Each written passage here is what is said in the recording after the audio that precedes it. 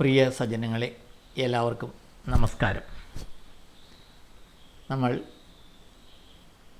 പുനർജന്മ രഹസ്യം എന്നുള്ള വിഷയമാണ് ചർച്ച ചെയ്തുകൊണ്ടിരുന്നത്. അതിൻ്റെ ആദ്യത്തെ ഭാഗം കഴിഞ്ഞ ദിവസം നമ്മൾ കേട്ടുകഴിഞ്ഞു. അതിൻ്റെ രണ്ടാം ഭാഗമാണ് ഇന്ന് ഇവിടെ നമ്മൾ ചർച്ച ചെയ്യുന്നത്. അത് നമ്മളൊരു ചോദ്യോത്തര രൂപത്തിലായിരുന്നു അവതരിപ്പിച്ചത്. അത് തുടരുകയാണ്. ജനന മരണ ചക്രത്തിൽ നിന്നും എങ്ങനെ രക്ഷ നേടാം? അത് അത്ര ക്ഷിപ്രസാധ്യമല്ല. ഭക്തി ജ്ഞാന കർമ്മങ്ങളാകുന്ന യോഗമാർഗം സ്വീകരിച്ചുകൊണ്ട് കഠിനമായ സാധന അനുഷ്ഠാനങ്ങളിലൂടെ അനേകം ജന്മങ്ങൾ കടന്നുപോയാലേ മുക്തിയിലേക്ക് എത്താൻ സാധിക്കൂ. പുനർജന്മത്തിൽ ഏതടിസ്ഥാനത്തിലാണ് പുതിയ ശരീരം ലഭിക്കുന്നത്? ഓരോ ജന്മത്തിലും അനുഷ്ഠിക്കുന്ന കർമ്മങ്ങളുടെ അടിസ്ഥാനത്തിൽ ആ കർമ്മഫലം അനുഭവിക്കുവാൻ ഉതകുന്ന വിധത്തിലുള്ള ശരീരവും സാഹചര്യവുമായിരിക്കും ലഭിക്കുക. പൂർവജന്മത്തിൻ്റെ ഒരു തുടർച്ചയായിരിക്കും പുനർജന്മവും. കർമ്മങ്ങൾ എത്ര വിധമുണ്ട്? അവ ഏതൊക്കെ? അവനവനിലുള്ള ഗുണങ്ങളുടെ അടിസ്ഥാനത്തിൽ കർമ്മങ്ങൾ 3 വിധമുണ്ട്: സാത്വികം, രാജസികം, താമസികം. സത്യഭാഷണം, വിദ്യ അധ്യയനം, പരോപകാരം, ദാനം, ദയ, കാരുണ്യം, സേവനം തുടങ്ങിയ സദ്ഗുണസമ്പന്നമായ സത്കർമ്മങ്ങളെ സാത്വിക കർമ്മങ്ങൾ എന്ന് വിളിക്കാം. മിഥ്യാഭാഷണം, ഡംഭ്, അഹങ്കാരം, സുഖലോലുപത, വിഷയാസക്തി, വിനോദങ്ങൾ തുടങ്ങിയ രജോഗുണസമ്പന്നമായ കർമ്മങ്ങളെ രാജസീക കർമ്മങ്ങൾ എന്ന് പറയുന്നു.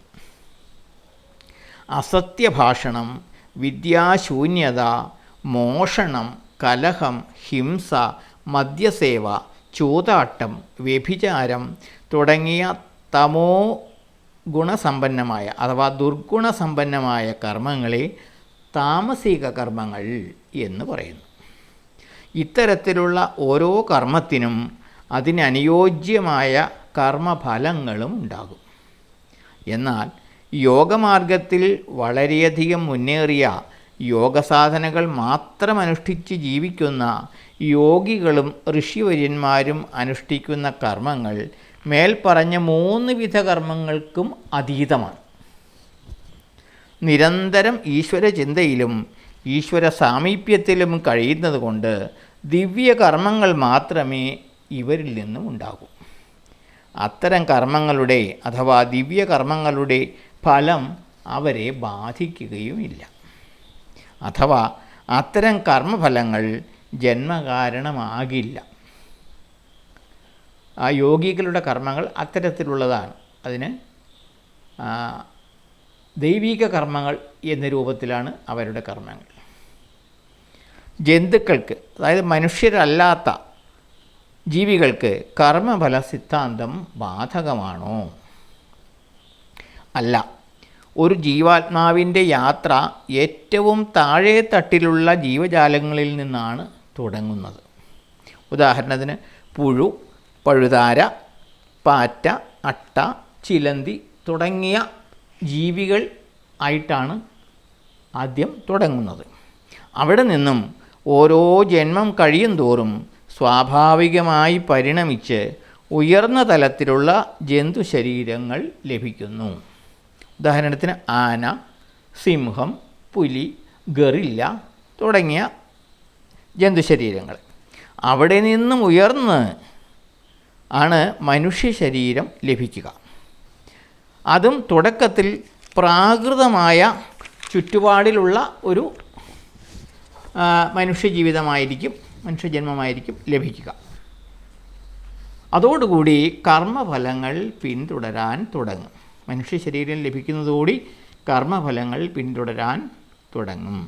അതിനനുസൃതമായി ഉയർന്ന തലത്തിലേക്ക് ഉയരുകയോ താഴ്ന്ന തലത്തിലേക്ക് അധപ്പതിക്കുകയോ ചെയ്യാം. അതാണ് മനുഷ്യജന്മത്തിൻ്റെ പ്രത്യേകത. ഒരിക്കൽ മനുഷ്യജന്മം ലഭിച്ചു കഴിഞ്ഞാൽ വീണ്ടും മൃഗജന്മത്തിലേക്ക് പോകുവാൻ സാധ്യതയുണ്ടോ? ഉണ്ട്. ചെയ്യുന്ന കർമ്മങ്ങളുടെ അടിസ്ഥാനത്തിലാണത്. തീവ്രമായ രാജസികവും താമസികവുമായ കർമ്മങ്ങളുടെ ഫലമായി മനുഷ്യജന്മം ലഭിച്ച ജീവാത്മാവ് വീണ്ടും മൃഗജന്മത്തിലേക്ക് താഴാൻ സാധ്യതയുണ്ട്. കർമ്മങ്ങളുടെ തീവ്രതയനുസരിച്ച് വിവിധ തരത്തിലുള്ള ജന്തുശരീരങ്ങൾ ലഭിക്കാം. ഏതുതരം കർമ്മങ്ങൾ ചെയ്താലാണ് വീണ്ടും മനുഷ്യജന്മം തന്നെ ലഭിക്കുക? സാത്വികവും രാജസികവുമായ കർമ്മങ്ങൾ ചെയ്താലാണ് വീണ്ടും മനുഷ്യജന്മം തന്നെ ലഭിക്കുക. സാത്വിക കർമ്മങ്ങൾ കൂടുതലുണ്ടെങ്കിൽ സാത്വിക സാഹചര്യത്തിലുള്ള ഉയർന്ന കുലങ്ങളിലും രാജസീക കർമ്മഫലങ്ങളാണ് കൂടുതലെങ്കിൽ അതിനനുസരിച്ച രാജസീക സാഹചര്യങ്ങളുള്ള കുലത്തിലും സാത്വികത തീരെ കുറഞ്ഞ് രാജസികവും അല്പം താമസികവുമായ കർമ്മങ്ങൾ കൂടുതലുണ്ടെങ്കിൽ താഴ്ന്ന നീചമായ സാഹചര്യത്തിലുള്ള കുലങ്ങളിലും മനുഷ്യജന്മം തന്നെ ലഭിക്കും. ഇതൊരു പാമ്പും കോണിയും കളി പോലെയുള്ള ഒരേർപ്പാടാണ്. എത്ര ഉയർന്ന മുകളിലേക്ക് പോയാലും എവിടെ വച്ചെങ്കിലും പാമ്പിൻ്റെ വായിൽ പെടുവാനുള്ള സാധ്യതയുണ്ട്. വീണ്ടും താഴോട്ട് പോകാം. നാം കഴിഞ്ഞ ജന്മത്തിൽ ആരായിരുന്നു അഥവാ എന്തായിരുന്നു, അടുത്ത ജന്മത്തിൽ എന്തായിരിക്കും എന്ന് ഈ ജന്മത്തിൽ മനസ്സിലാക്കുവാൻ കഴിയുമോ? സാധാരണ മനുഷ്യർക്ക് അതറിയുവാൻ സാധിക്കില്ല. എന്നാൽ ഒരു സിദ്ധയോഗിക്ക് യോഗാഭ്യാസം കൊണ്ട് തീവ്രമാക്കിയ തൻ്റെ സിദ്ധി ഉപയോഗിച്ച് ഒരു ചലച്ചിത്രത്തിലെന്ന പോലെ ഇവ ദർശിക്കുവാൻ കഴിയും. അതുപോലെ അവതാരപുരുഷന്മാർക്കും ഒരാളെ കണ്ടാൽ അയാളുടെ പൂർവജന്മങ്ങളും പുനർജന്മങ്ങളും ദർശിക്കുവാൻ സാധിക്കും. പുനർജന്മം ഉണ്ട് എന്നതിന് എന്താണ് തെളിവ്? നവജാത ശിശുക്കൾ, അതായത് മൃഗങ്ങൾ ഉൾപ്പെടെ, ജനിച്ച ഉടനെ അമ്മയുടെ പാൽ കുടിക്കുന്നത്, അതുപോലെ കുഞ്ഞുങ്ങൾ ഉറക്കത്തിൽ കരയുകയും ചിരിക്കുകയും ചെയ്യുന്നത് പൂർവജന്മസ്മരണകൾ മൂലമാണ്. ചില കുട്ടികൾ ചെറുപ്പത്തിലേ തന്നെ സംഗീതം, നൃത്തം, ചിത്രരചന, ശാസ്ത്രവിഷയങ്ങൾ തുടങ്ങിയവയിൽ പ്രകടിപ്പിക്കുന്ന അസാമാന്യ പാടവം. ഉദാഹരണത്തിന് ക്ലിൻ്റ് എന്ന ചിത്രകാരനായ കുട്ടിയെപ്പറ്റി നമ്മൾ കേട്ടിട്ടുണ്ട്. വളരെ ചെറുപ്പത്തിലേ ആ കുട്ടി മരിച്ചുപോയി. എങ്കിലും ആ ചുരുങ്ങിയ കാലം കൊണ്ട് ആ കുട്ടി എത്ര മനോഹരമായ ചിത്രങ്ങളാണ് വരച്ചു കൂട്ടിയത്, എന്തുമാത്രം ചിത്രങ്ങളാണ് വരച്ചു കൂട്ടിയത്.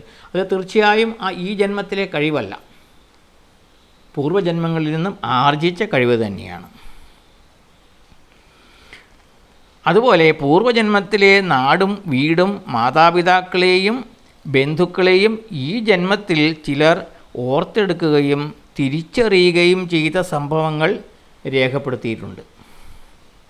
ഇത്തരം സംഭവങ്ങൾ അപൂർവമാണ് എന്ന് മാത്രം. അടുത്ത കാലത്ത് ഗഹനമായ ആധ്യാത്മിക വിഷയങ്ങളിൽ ഗംഭീര പ്രഭാഷണങ്ങൾ നടത്തി വന്ന രാഹുൽ എന്ന കുട്ടിയെ നമ്മൾ പലരും കണ്ടിട്ടുണ്ടാവും. അതും ഇതിനൊരു ഉദാഹരണമാണ്. ഇതെല്ലാം പൂർവ്വജന്മ ആർജിതമായ ആ വാസനകൾ കൊണ്ട് വരുന്നതാണ്. അപ്പോൾ അതിൽ നിന്നെല്ലാം പൂർവ്വജന്മങ്ങളുണ്ട് എന്ന് നമുക്ക് അനുമാനിക്കാം. ഈ അടുത്ത കാലത്ത് ആധുനിക ശാസ്ത്രത്തിൻ്റെ ടൈം ട്രാവൽ എന്ന സാങ്കേതിക വിദ്യയിലൂടെ ഹിപ്നോട്ടിക് നിദ്രയിലാക്കിയ ഒരു വ്യക്തിയുടെ ബോധതലത്തെ അഥവാ ഓർമ്മകളെ പിന്നോട്ട് പായിച്ച് പൂർവ്വജന്മ അനുഭവങ്ങളിലൂടെ കടന്നുപോയിട്ടുള്ള സംഭവങ്ങൾ രേഖപ്പെടുത്തിയിട്ടുണ്ട്. ഇതെല്ലാം തെളിയിക്കുന്നത് പുനർജന്മസങ്കല്പം സത്യമാണ് എന്നാണ്. ഇത് വൈജ്ഞാനികമായി വിശദീകരിക്കുവാൻ കഴിയുമോ? മരണമെന്നത് പഞ്ചഭൂത നിർമ്മിതമായ സ്ഥൂല ശരീരത്തിന് മാത്രമേ സംഭവിക്കുന്നുള്ളൂ. അതും സമ്പൂർണമായ നാശമല്ല, പരിണാമം മാത്രമാണ്. മരണശേഷം ഭൗതികദേഹം പഞ്ചഭൂതങ്ങളിൽ തന്നെ ലയിക്കുകയാണ്. മണ്ണിൽ നിന്നും ഉണ്ടാക്കിയെടുത്ത മൺകുടം ഉടഞ്ഞ് മണ്ണിൽ തന്നെ ലയിക്കുന്നത് പോലെ ആണ് ശരീരം നശിക്കുന്നത്. മനോബുദ്ധി അഹങ്കാരങ്ങളും പ്രാണനും അടങ്ങുന്ന സൂക്ഷ്മ ശരീരം ആത്മാവിനോടൊപ്പം ഭൗതികദേഹം വിട്ടുപോകുന്നു മരണസമയത്ത്. പൂർവജന്മങ്ങളിലും ഈ ജന്മങ്ങളിലും ആർജിച്ച സംസ്കാരവും വാസനകളും ശീലങ്ങളും ഗുണങ്ങളും അനുഭവിച്ചു തീരാത്ത കർമ്മഫലങ്ങളും അടങ്ങിയ കാരണശരീരവും അതോടൊപ്പം ചേരുന്നു. അതിനനുസരിച്ച ഭൗതിക ശരീരമായിരിക്കും അടുത്ത ജന്മത്തിൽ ലഭിക്കുക. അതിനനുയോജ്യമായ സാഹചര്യത്തിലും പരിതസ്ഥിതിയിലുമായിരിക്കും ജനിക്കുക. കഴിഞ്ഞ ജന്മത്തിൻ്റെ ഒരു തുടർച്ചയായിരിക്കും പുനർജന്മവും. കഴിഞ്ഞ ജന്മത്തിലേതുപോലെയുള്ള സമാനമായ സാഹചര്യത്തിൽ ജനിച്ചു വളരുമ്പോൾ ചിലപ്പോൾ ചിലരിൽ പൂർവജന്മസ്മരണകൾ ഉണർന്നെന്നും വരാം. അതിനും ദൃഷ്ടാന്തങ്ങൾ ഉണ്ട്. ഹരിയാനയിലെ സിർസ എന്ന ഗ്രാമത്തിലെ 6 വയസ്സുള്ള ഒരു ബാലനെ അവൻ്റെ മാതാപിതാക്കൾ സ്കൂളിൽ ചേർക്കാൻ കൊണ്ടുപോയി. കുട്ടിക്ക് ഹരിയാൻവിയും ഹിന്ദിയും മാത്രമേ അറിയൂ. സ്കൂൾ വരാന്തയിലൂടെ നടക്കുമ്പോൾ സ്കൂളിലെ രസതന്ത്ര പരീക്ഷണശാലയ്ക്ക് അരികിലൂടെയാണ് അവർ നടന്നത്. Chemistry lab. അതിന് മുന്നിലെത്തിയപ്പോൾ അവൻ പെട്ടെന്ന് നിന്നു. രാസവസ്തുക്കളുടെ ഗന്ധം മൂക്കിലടിച്ചപ്പോൾ അവൻ്റെ ഭാവമാകെ മാറി.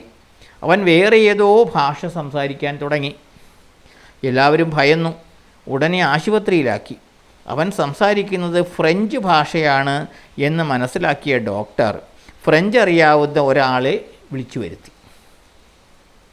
അയാളുടെ സഹായത്തോടെ ഹിപ്നോട്ടിക് നിദ്രയിലാക്കിയ കുട്ടിയോട് കാര്യങ്ങൾ ചോദിച്ച് മനസ്സിലാക്കി. ആ കുട്ടി പറഞ്ഞത് ഇപ്രകാരമായിരുന്നു: എൻ്റെ പേര് സൈമൺ എന്നായിരുന്നു. ഫ്രാൻസിലെ ഒരു സ്ഥാപനത്തിൽ കെമിസ്റ്റായിരുന്നു. ലാബിലുണ്ടായ ഒരു അപകടത്തിലാണ് അയാൾ അന്ന് മരണപ്പെട്ടത്. ഈ സംഭവകഥയിൽ നിന്നും എന്ത് മനസ്സിലാക്കാം? പൂർവജന്മത്തിലെ സംഭവങ്ങളും സാഹചര്യവുമായി സാദൃശ്യമുള്ള ചുറ്റുപാടിൽ വരുമ്പോൾ ബോധമണ്ഡലത്തിൽ ചലനമുണ്ടാക്കുകയും ഉറങ്ങിക്കിടന്നിരുന്ന ഓർമ്മകൾ പുറത്തു വരികയും ചെയ്യും. ഇത് എല്ലായ്പ്പോഴും സംഭവിക്കണമെന്നില്ല. ഇതുപോലുള്ള അനേകം സംഭവങ്ങൾ രേഖപ്പെടുത്തിയിട്ടുണ്ട്. എന്തുകൊണ്ടാണ് ആധുനിക ശാസ്ത്രം പുനർജന്മ സിദ്ധാന്തം അംഗീകരിക്കാത്തത്? കാരണം ആത്മാവിനെക്കുറിച്ചോ ഈശ്വരീയ വ്യവസ്ഥയെക്കുറിച്ചോ ആധുനിക വൈദ്യശാസ്ത്രം പഠിക്കുന്നില്ല. ഭൗതിക ശരീരത്തിൽ മാത്രമാണ് അവരുടെ ഗവേഷണം. ഇത്തരത്തിലുള്ള അനുഭവങ്ങളെ അവർ മാനസിക വിഭ്രാന്തിയായും മൾട്ടിപ്പിൾ പേഴ്സണാലിറ്റി സിൻഡ്രോം എന്ന രോഗമായും കണക്കാക്കുന്നു. പുനർജന്മം ഭൂമിയിൽ മാത്രമാണോ സംഭവിക്കുക? പുനർജന്മം ഈ പ്രപഞ്ചത്തിലെവിടെയും സംഭവിക്കാം. അനേകം നക്ഷത്ര സമൂഹങ്ങളുണ്ട് പ്രപഞ്ചത്തിൽ. അവയിലെല്ലാം അനേകം സൗരയൂഥങ്ങളുമുണ്ട്. അവയിലെല്ലാം ഭൂമിയെപ്പോലെ അനേകം ഗ്രഹങ്ങളുമുണ്ട്. ശരീരം വെടിഞ്ഞ ജീവാത്മാവ് ഭൂമിയിലോ പ്രപഞ്ചത്തിലെ വാസയോഗ്യമായ മറ്റേതെങ്കിലും ഗ്രഹത്തിലോ പുനർജനിക്കാം. തിരിച്ചും സംഭവിക്കാം. ഇതെല്ലാം ഈശ്വരീയമായ വ്യവസ്ഥകളാണ്. ഒരാനയുടെ ശരീരത്തിലിരുന്ന ജീവാത്മാവിന് പുനർജന്മത്തിൽ ഒരു മനുഷ്യ ശിശുവിൻ്റെ ശരീരത്തിൽ പ്രവേശിക്കാനാകുമോ എന്നൊക്കെ സംശയിക്കുന്നവരുണ്ട്. ആത്മാവ് സൂക്ഷ്മരൂപിയാണ്. അതിനൊരു കൊതുകിൻ്റെ ശരീരവും ആനയുടെ ശരീരവും എല്ലാം ഒരുപോലെയാണ്. ഈ ജനിമൃതികളെല്ലാം സൃഷ്ടാവായ പരമാത്മാവിൻ്റെ ലീലകളാണ്. അനന്തമജ്ഞാതം അവർണ്ണനീയം ഈ ഭൂമിഗോളം തിരിയുന്ന മാർഗം. അതിൻ്റെ ഒരു കോണിലിരിക്കുന്ന മർത്യൻ എന്തറിയുന്നു? ഇതിൻ്റെ രഹസ്യങ്ങൾ എന്തെങ്കിലും അറിയാമോ? ഇല്ല. അപ്പോൾ പുനർജന്മവും അതുപോലെയുള്ള ഒരു പ്രഹേളികയാണ്. ഇത് നമ്മുടെ എല്ലാം ചിന്തകൾക്ക് അതീതമായ പ്രതിഭാസമാണ്. എല്ലാവർക്കും നന്ദി, നമസ്കാരം.